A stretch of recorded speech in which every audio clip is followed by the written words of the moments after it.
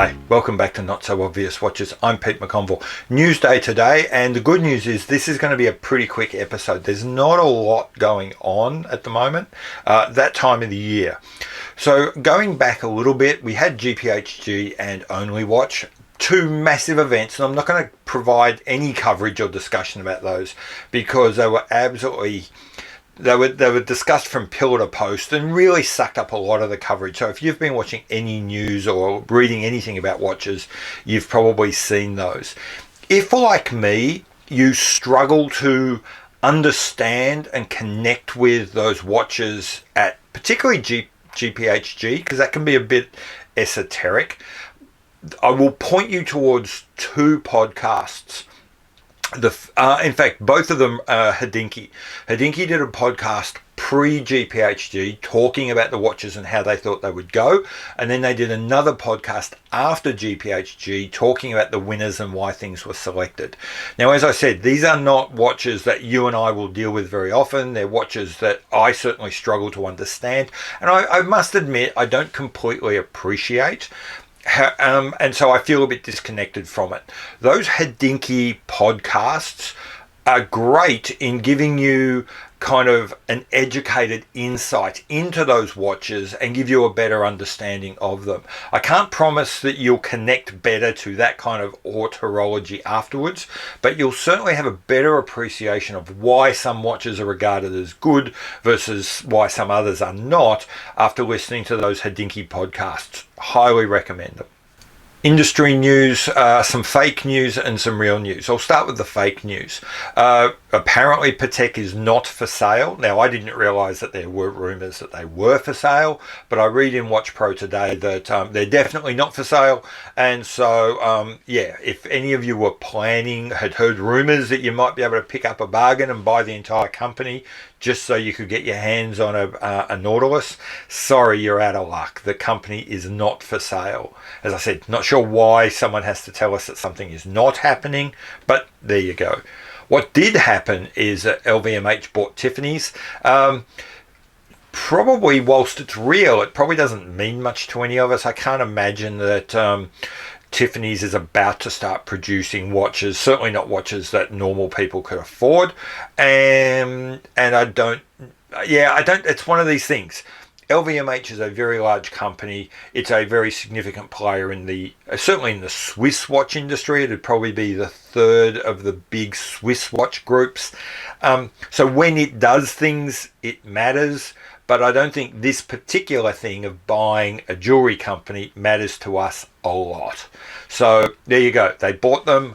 Nothing more for us to see here. Move along. Not a lot of watch news at the moment. There's been the odd release from Longines have introduced yet some more vintage reissues. What has been released has kind of been covered to death because there's not a lot of new things going on. Probably the two things I would note is that whilst everyone else seems to be running a little bit quiet at the moment, Timex and, funnily enough, Hublot seem to be really pushing hard, getting some marketing out. I've spoken before about how Timex is really trying to be the world's biggest and most credible micro fashion brand. They're really honing in on all of the things that micro brands have been doing and all of the things that fashion brands have been doing. Timex have been able to somehow harness and push forward whilst at the same time maintaining a credibility that most fashion-oriented brands would kill for. Maybe it's the heritage, maybe it's the just solid designs, maybe it's just really fantastic marketing. I suspect it's a bit of all of those things, and it's probably worth looking at. And it's probably worth looking at for a couple of reasons. One, it's just interesting that Timex seems to be able to do this. And two, it's probably interesting for those brands that are more fashion oriented to try and look at how can we generate that same kind of buzz both in the general community and in the watch community without losing out in either. I don't know what the answer is. There's a lot of analysis to do. But if I was running like a a fashion-oriented brand, I would be watching what Timex is doing at the moment with like an absolute hawk, because, like I said, I don't know what they're doing, but they're doing it right. The other brand is utterly unlike Timex, whereas Timex is a brand probably because of its American roots, certainly, and maybe that's a thing in why they're getting away with what they're doing. Hublot is a brand everyone hates. in short, Hublot is not a brand that has great reputation amongst the collectors, and yet that is probably undeserved. But the other thing I've noticed is they seem to be popping up all over the place at the moment. Everyone seems to be writing articles about Hublot, and I can't imagine that's a mistake. That's an accident. So clearly, LVMH again and Hublot are looking to do something with that brand. I don't know what it is. Again, it's like Timex. I don't know what it is, but I'm telling you now, something's happening with Hublot, and in exactly the same way as this push where suddenly Grand Seiko started appearing in front of all of our eyes in social media, and then a couple of months later gained a real foothold and seems to be moving forward. I think someone at Hublot is trying to do the same thing. So look out for it. I wouldn't be surprised if we're going to see maybe a bunch of new watches, maybe a new direction from that company in a couple of months. I'm just feeling like something is changing with that brand, and we're being prepared for it in the social media world. Okay, some more internet stuff. Worn and Wound had a wonderful article on their website celebrating 100 years of Bauhaus. Now, most of us, when we hear about a Bauhaus design, immediately go to something really plain and simple and frankly a little bit boring, like a Nomos or a Junghans. That Bauhaus or modernist, that particular style of modernism, actually is way broader than that and has quite a few other much more interesting little branches to that family. If you go to the Worn and Wound site, which I'll put a picture up in front of us now, and there'll be some notes in the show notes, follow that link, go have a look, and you'll really see that modernism and Bauhaus design can be far more interesting than a mere Max Bill chronoscope. Now, I really should say, I said before that not much has happened in the news. Over the last 2 or 3 days, there's been this flurry of stuff that's come out associated with the Dubai Watch Show. And I have not had a chance yet to go through all of that, condense it down, and then pick out what would be interesting for you. So forgive me, it's not in this video. I might look at that in next week, and if I do a weekly news roundup next week, it'll have the things that have come out of Dubai. But one thing I would say is that Mark over at the Watches TV has done a fantastic, very short take on all of the things that have been happening at that show, and has got a fantastic YouTube show on the Dubai Watch Show.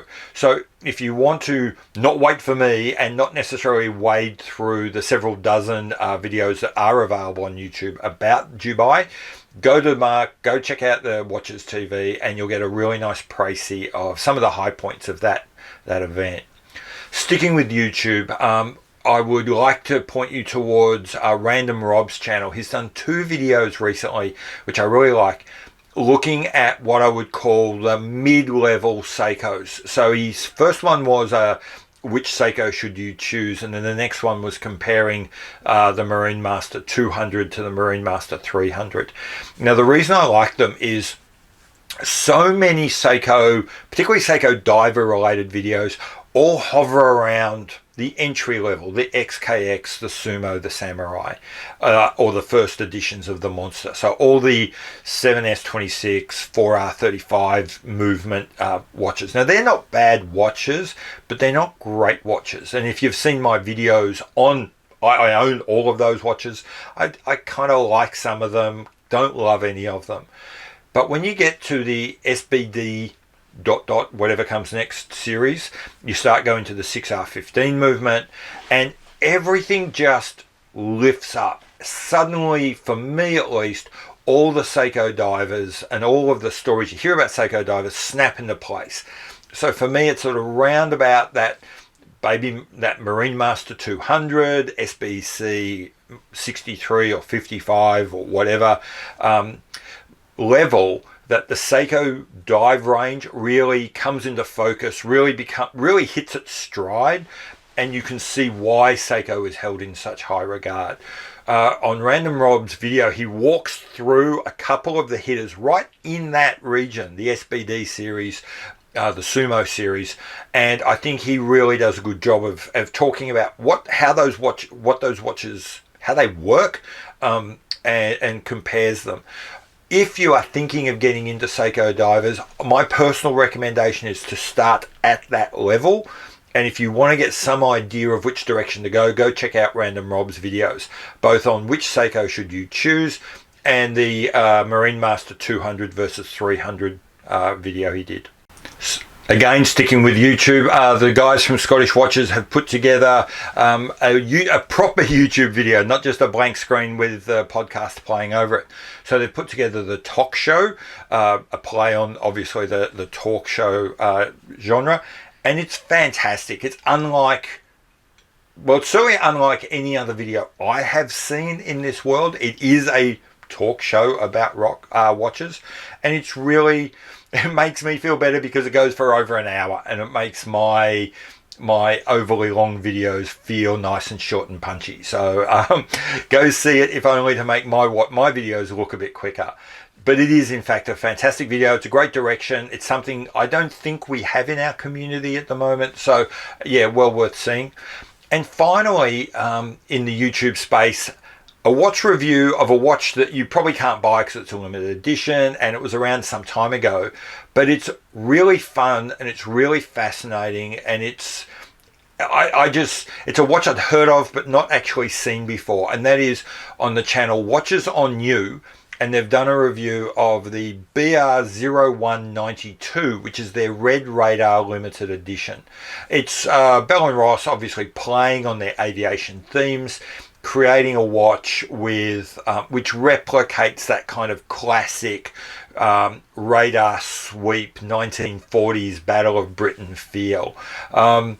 It's a really fun watch. It's a watch you might have heard about, won't see very often, and these guys give it a quite good coverage and explain how it works. So if you want to see something that's a bit not so obvious, a little bit off the beaten track, go check that watch out. It's quite interesting. Now finally, I'm going to go to a magazine, a real life hard copy magazine, and worse, one I don't think you can even buy yet. As I said on one of my previous videos, I got invited, purely because I was a subscriber, to a Time and Tide event where they were releasing the new Doxa, which Time and Tide have taken over the role of being the Australian distributor for that as well. As part of going to that, I was invited if I wanted to join the Time and Tide Club. Again, nothing particularly exclusive. You can all do it if you want to. Go to the Time and Tide website. You'll see information about the club. You get a magazine, free Erica's watch strap, and a few other odds and sods. Go check that out. So anyway, at this event, got the magazine. I have read it. It's really quite good. The magazine has two halves. The first part is a series of articles. The back part is a fairly standard watch catalogue of some of the more interesting watches that they've picked out during the year. It's a nice little reference piece.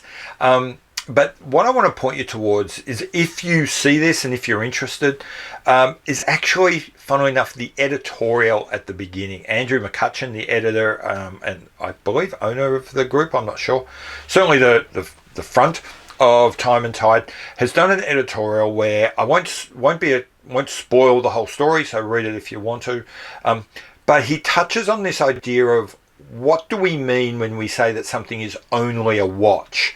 And in this community, when we invest so much time and energy and effort in, and let's never forget money, we should be more careful about dismissing people who are passionate about this hobby with the throwaway line, well, don't worry about it, it's only a watch. Don't care about it, it's only a watch. Don't get too upset, it's only a watch.